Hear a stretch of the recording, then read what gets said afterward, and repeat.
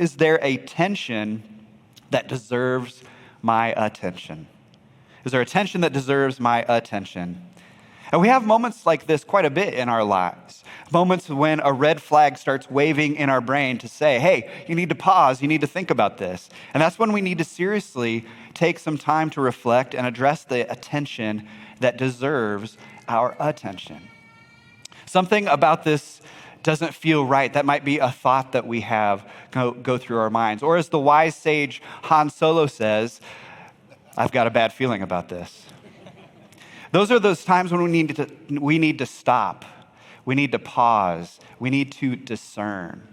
What is God saying? What's the best decision that's going to set me up for fewer regrets in this moment? And so we can't blow those moments off. We can't ignore them. And that's easy to do sometimes. Sometimes we're in a hurry. Sometimes we want to just blow past the decision and get to the outcome. Sometimes someone else is in a hurry and they're putting us on their timeline.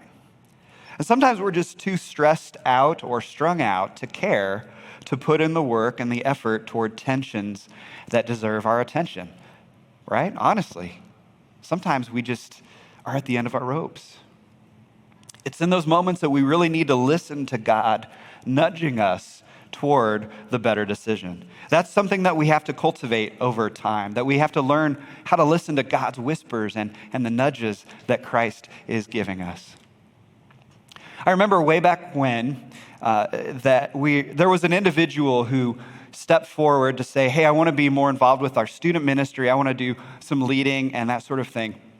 And I was really excited because on the surface, this person who's claiming that they would love to help foster teenagers' relationships with Jesus, I mean, that was right up my alley. And I was like, yes. And I wanted just to release this person into everything that they could be involved in. But a couple people that I trusted, they approached me and they said they had some red flags about this individual.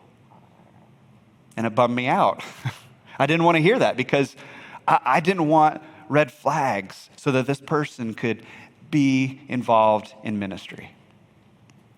But I decided to listen to them because they are discerning people that I trusted.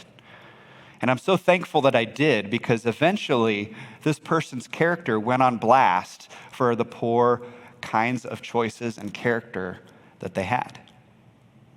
There was tension in whether I should let this person have leadership, but I'm so thankful that I didn't, that I listened to those red flags.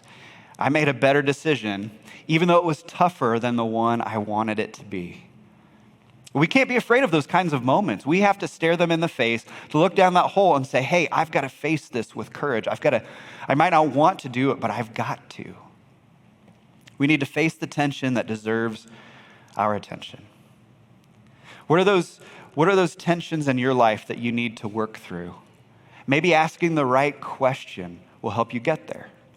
Questions like, can I actually afford that? What would my spouse, significant other, or a person that I ultimately trust, what would they say about this decision? Didn't I sign a non-compete clause? Questions that might get us to think through what our answers should be. And some of those questions, they make us uncomfortable. We don't want to face those questions. You know the phrase familiarity breeds contempt, right? It's a cliche. Is it a cliche or just a saying? It's a proverb. It's a modern day proverb that familiarity breeds contempt. And this is that oftentimes the more we know someone, the less we want to listen to their wisdom.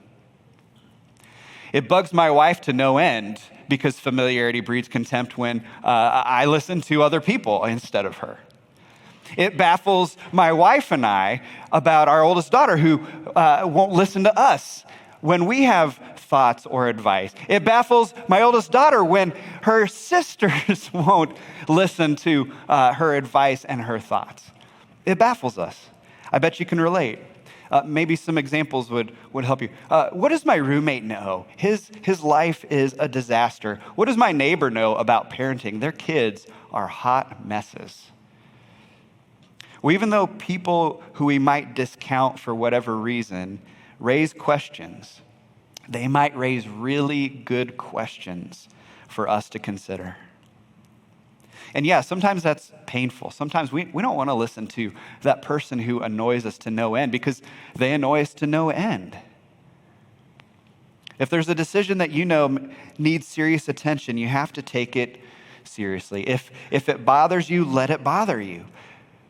Face that tension. Pay attention to that tension.